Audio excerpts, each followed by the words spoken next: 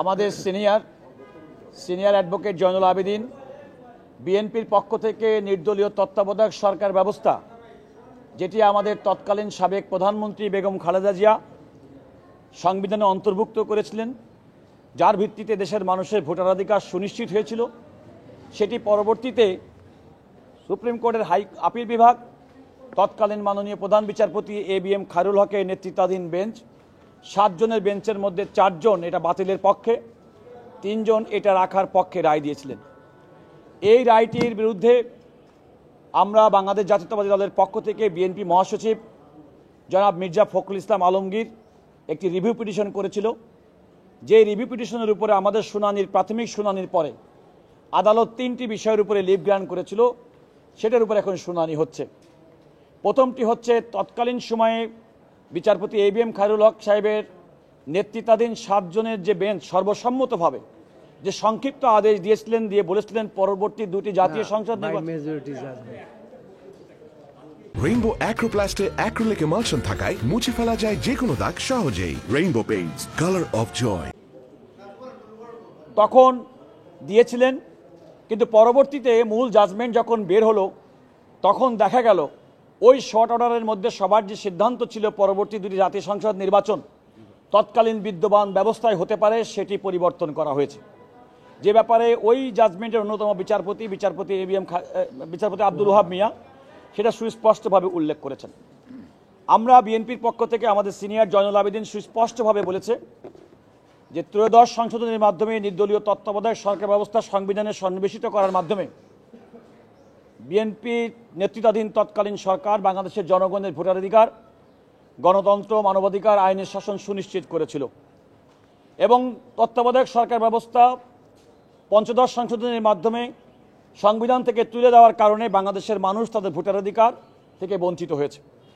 অতএব এই বিদ্যমান ব্যবস্থায় মানুষের ভোটাধিকার সুনিশ্চিত করার জন্য, গণতন্ত্রকে এগিয়ে নিয়ে যাওয়ার জন্য নির্দলীয় তত্ত্বাবধায়ক সরকার ব্যবস্থা আমাদের আসা উচিত এবং সেই কারণে বিচারপতি এবিএম খায়রুল হক সাহেব যে রায়টি দিয়েছিলেন সেই রায়টি বাতিল হয়ে পুনর্বিবেচনা করে তত্ত্বাবধায়ক সরকার ব্যবস্থা সংবিধানে ফিরানো দরকার। এটা স্যারের বক্তব্যের মূল সাবজেক্ট। আপনারা জানেন যে বর্তমানে নেপালের মাননীয় প্রধান বিচারপতি তিনি বাংলাদেশ সফর করছেন।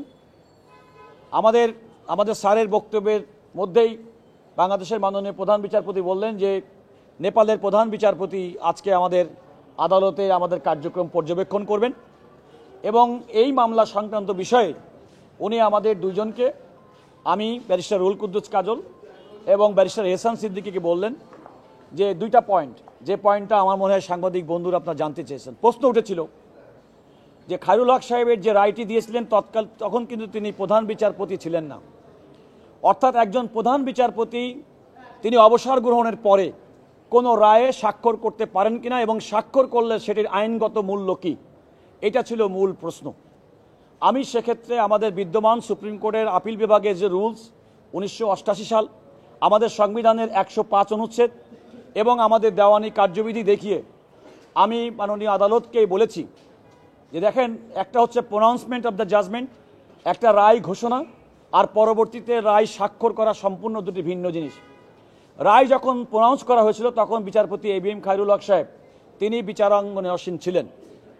এটা নিয়েও অনেক বিতর্ক আছে, কারণ আমাদের সিনিয়র একটি রায় দেখে বলেছেন যে কোনো কারণে একজন বিচারপতি রিটায়ারমেন্টের পরে গিয়ে তিনি সেই রায়ে যদি স্বাক্ষর করেন সেটি আদালতের দৃষ্টিতে এটি রায় হিসেবে গণ্য হবে না। আমি এই মামলার এই পয়েন্টের উপরে আমরা 2 জনই আমরা ইন্ডিপেন্ডেন্ট মতামত দিয়েছি, আমরা স্বাধীন মতামত দিয়েছি, আমাদের দেশের আইনের বিধানটা কি সেটা সম্পর্কে বলেছি এবং পরবর্তীতে এহসান সিদ্দিকী বলেছেন।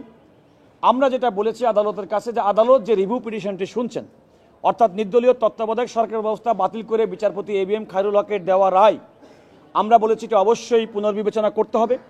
পুনর্বিবেচনা করতে হবে দেশের গণতন্ত্রের স্বার্থে, আইনের শাসনের স্বার্থে এবং বাংলাদেশের মানুষের যে ভোটাধিকার লঙ্ঘিত হয়েছে, বিচ্যুত হয়েছে, মানুষ যে ভোট দেওয়ার অধিকার থেকে বঞ্চিত হয়েছে, সেগুলোকে আবার ফিরিয়ে আনার জন্য নির্দলীয় তত্ত্বাবধায়ক সরকার ব্যবস্থা, যেটা তৎকালীন প্রধানমন্ত্রী বেগম খালেদা জিয়া সংবিধানের 13 সংশোধনের মাধ্যমে সন্নিবেশিত করেছিলেন, সেটাকে ফিরিয়ে আসতে হবে। এটা ছিল আমাদের মূল বদ্ধ কথা।